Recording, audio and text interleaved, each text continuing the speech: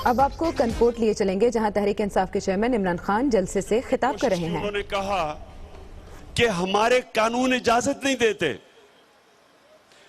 आपका बेटा, तो उसने कहा अगर मैं रिटायर हो जाऊं तो फिर मेरे बेटे को मेरी जगह पे ले आओ। उन्होंने कहा नहीं, कानून इजाजत नहीं देता। सिर्फ कानून इजाजत देता है कि अगर आप मर गए तो तब आपकी जगह आपका बेटा आ सकता है। ये सुनो जरा, क्योंकि मैं एक बाप हूं। उस बाप ने, ये आज सुबह के अखबार में, उस बाप ने बिल्डिंग की छत पे खड़े होकर छलांग मार के मर गया ताकि उसके बेटे को नौकरी मिले।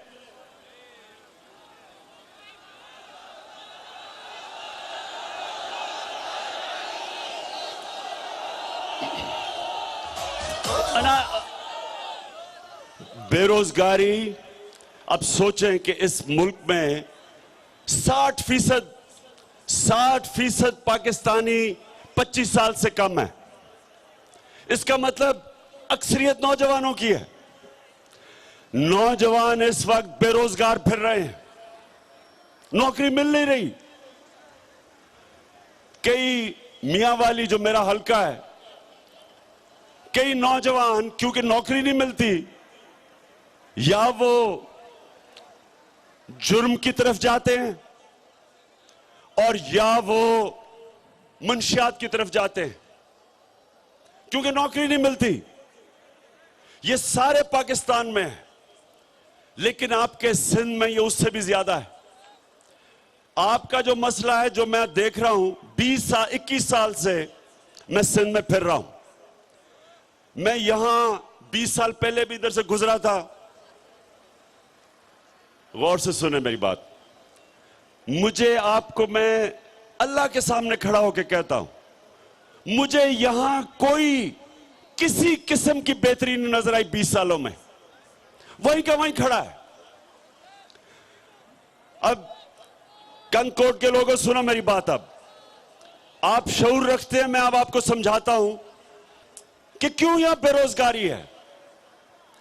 बेरोजगारी, सारे पाकिस्तान में इतनी ज्यादा बेरोजगारी क्यों है?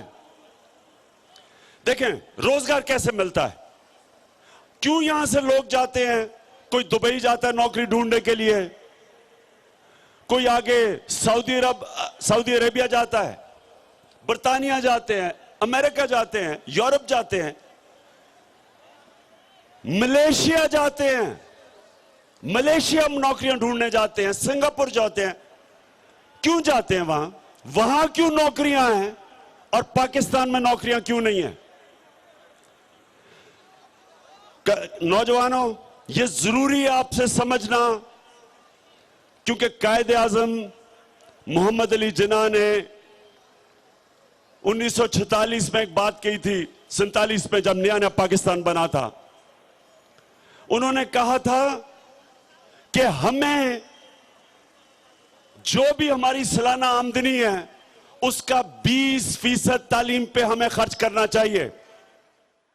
क्यों?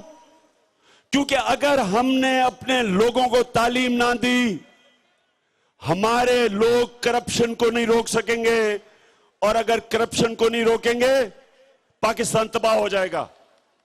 यह एक अजीम लीडर ने कहा था, एक ईमानदार लीडर, एक सच्चा लीडर, एक पढ़ा लिखा लीडर, एक अक्लमंद लीडर।